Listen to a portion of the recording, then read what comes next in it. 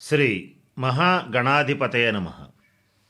ఈరోజు మనం పవన్ కళ్యాణ్ గారు ఆంధ్రప్రదేశ్ డిప్యూటీ సీఎంగా ఉన్నటువంటి వీరు తెలంగాణ రాజకీయాల్లో ప్రస్తుతం అంటే 2026వ సంవత్సరం ఈ జూన్ నెలలో తెలంగాణలో కూడా మా పార్టీని ఎస్టాబ్లిష్ చేస్తాము అనేటువంటి అంశాన్ని ధృవీకరించడం జరిగిన దగ్గర నుంచి అనేక రాజకీయ పరిణామాలు ఆంధ్రప్రదేశ్లోను తెలంగాణలోనూ మార్పులు జరుగుతున్నాయి.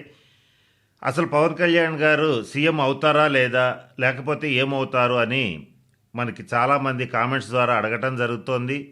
వారి జాతక పరిశీలన రీత్యా వారి సీఎం అవుతారా అవరా అనేటువంటి అంశం గురించి ఇప్పుడు మనం తెలుసుకోవడానికి ప్రయత్నం చేద్దాం.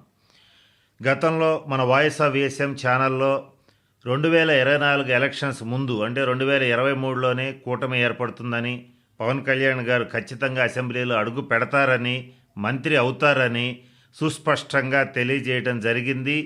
ఆ ఎన్నికల ఫలితాలు మన వాయిస్ ఆఫ్ విఎస్ఎం ఛానల్లో ఉన్నాయి, ఒకసారి గమనించండి. ఇది ఎందుకు చెప్తున్నామంటే 2వ తారీఖు సెప్టెంబర్ 1971న ఉత్తరాషాఢ నక్షత్రం మకర రాశిలో జన్మించినటువంటి పవన్ కళ్యాణ్ గారు జనసేన పార్టీని 14 మార్చి 2014లో మఖా నక్షత్రం సింహరాశిలో ఆయన పార్టీని ఎస్టాబ్లిష్ చేసినటువంటి ఈ డేట్ని మనం రెండింటినీ బేస్ చేసుకుని వారు గెలుస్తారని, గెలిచి తీరతారని సుస్పష్టంగా చెప్పాము. మంత్రిగా కూడా ఉంటారని కూడా చెప్పడం జరిగింది. ఆ డేట్స్ని ఆధారం చేసుకుని ఇప్పుడు వారు నెక్స్ట్ తెలంగాణలో వారి యొక్క రాజకీయ భవిష్యత్తు ఎలా ఉంటుంది, ఏం జరగబోతోంది అనేటువంటి అంశాల గురించి తెలుసుకోవడానికి ప్రయత్నం చేద్దాం. ఇక్కడ అసలు ఇదంతా కూడా ప్రజల్లో ఎక్కువ ఆలోచన వచ్చి మమ్మల్ని అడగడానికి కూడా కారణం ఏంటంటే, తమిళనాడు సీఎంగా విజయ్ గారు ప్రమాణ స్వీకారం చేసినప్పుడు పవన్ కళ్యాణ్ గారు ఒక కామెంట్ చేశారు. అదేమిటంటే, దాదాపుగా 12 నుంచి 15 సంవత్సరాల పాటు కష్టపడ్డా డిప్యూటీ సీఎం స్థాయికి రావడానికే నాకు ఇంత కష్టపడాల్సి వచ్చింది, చాలా ఇబ్బందులు పడాల్సి వచ్చింది. విజయ్ గారు పార్టీ పెట్టినటువంటి 2 సంవత్సరాల్లో అంటే ఆయన పార్టీని ఫిబ్రవరి 2024న ఎస్టాబ్లిష్ చేసి 26 కల్లా ఆయన తమిళనాడు సీఎంగా అయిపోయారు. ఇది కొంచెం ఆశ్చర్యంగానూ కొంచెం ఆలోచన రేకెత్తించేదిగా ఉంది అని పవన్ కళ్యాణ్ గారు స్వయంగా కామెంట్ చేయడం జరిగింది. దానివల్ల ఈ పవన్ కళ్యాణ్ గారి అభిమానులు ఈ విషయాన్ని గురించి చెప్పమని మమ్మల్ని అడగటం జరిగింది. అయితే ఇక్కడ మనం గమనించిన అంశం ఏంటంటే, ఎవరైనా సరే ఒక రాజకీయ పార్టీని ఎస్టాబ్లిష్ చేసేటప్పుడు, ముహూర్తాన్ని నిర్ణయించేటప్పుడు పండితులు 2 రకాలుగా నిర్దేశిస్తారు. అదేమిటంటే, ఒకటి, ఆ నిర్దేశించినటువంటి ముహూర్తం వీళ్ళకి ఎంత సూటబుల్గా ఉంది, ఎప్పుడు రాజయోగాన్ని ఇస్తుంది అనే దాన్ని బేస్ చేసుకుని ముహూర్తాన్ని నిర్ణయించడం అనేటువంటిది జరుగుతుంది. పవన్ కళ్యాణ్ గారి విషయంలో వారిది మకర రాశి అయితే సింహరాశిలో పార్టీని ఎస్టాబ్లిష్ చేయడం జరిగింది. దీనివల్ల ఆయన అనేక కష్ట నష్టాలకి ఓర్చుకుని గెలవడం జరిగింది. జనరల్గా కూడా ఇక్కడ విజయ్ గారి ఎస్టాబ్లిష్మెంట్ కనుక చూస్తే కర్కాటక రాశి పుష్యమి నక్షత్ర జాతకులైనటువంటి విజయ్ తళపతి గారు వారి పార్టీని స్వాతి నక్షత్రం తులారాశిలో ఎస్టాబ్లిష్ చేయడం జరిగింది. ఎప్పుడైనా సరే మన జన్మరాశికి కేంద్ర కోణాల్లో పార్టీని కనుక ఎస్టాబ్లిష్ చేయటం లేదా ఏదైనా ముఖ్యమైన పనులు చేయటం, కామన్ మ్యాన్ కనుక అయితే ఒక ముఖ్యమైన పనులు ముఖ్యమైన ప్రాజెక్ట్స్ చేయడం జరిగితే అవి మనకి బలాన్ని ఇస్తాయి. కానీ ఇక్కడ వీరు షష్టాష్టక స్థితిలో పార్టీని ఎస్టాబ్లిష్ చేయటం వల్ల మొదట్లోనే అనేక రకాలైనటువంటి అవమానాలని, ఇబ్బందుల్ని, భయంకరమైన సిచ్యుయేషన్స్ని ఫేస్ చేసి పార్టీని ఎస్టాబ్లిష్ చేసి విజయం సాధించడం జరిగింది. అయితే ఇక్కడ మనం గమనించవలసిన అంశం ఏంటంటే, వారి యొక్క దశాంతర దశలను కూడా పరిశీలిస్తే చెడ్డ దశలు పవన్ కళ్యాణ్ గారి జాతకంలో దాదాపుగా పూర్తయిపోయినాయి.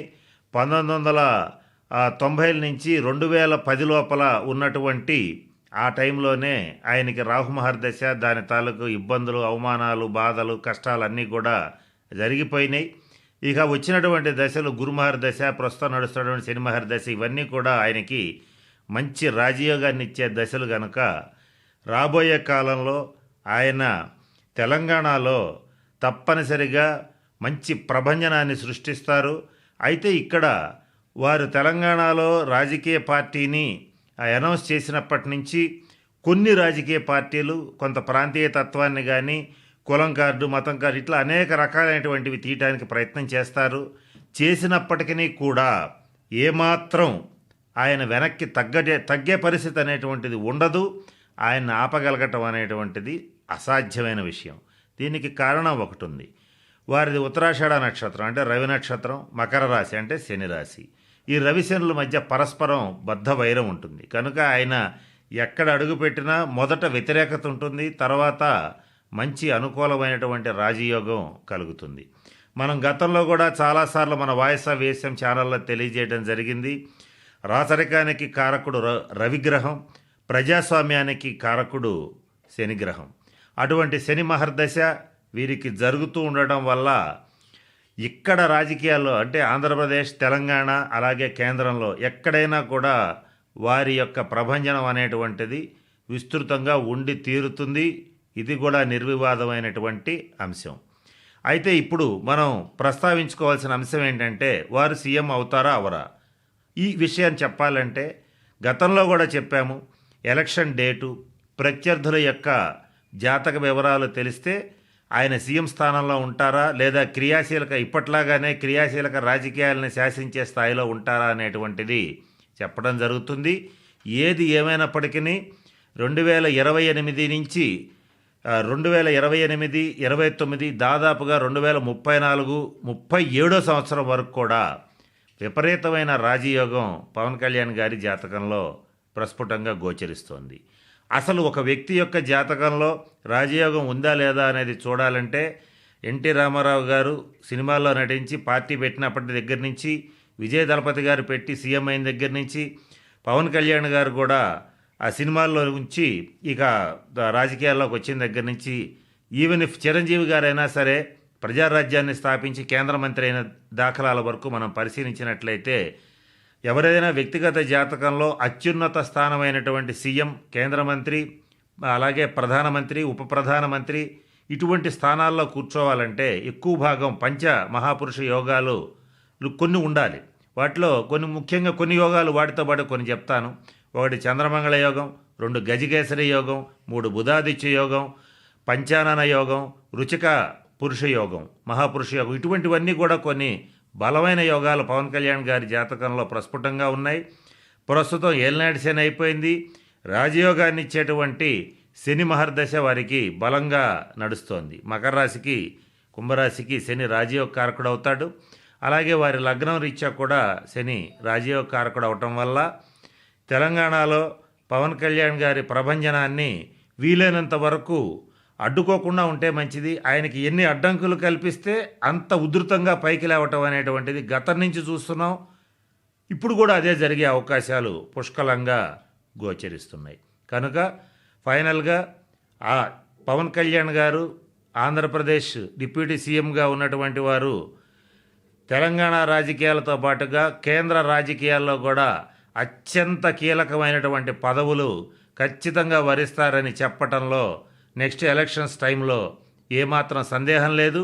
అయితే ఏ పదవి ఏంటనేది ఎలక్షన్ డేట్ని బట్టి ఛానల్లో తెలియజేయడం జరుగుతుంది. స్వస్తి.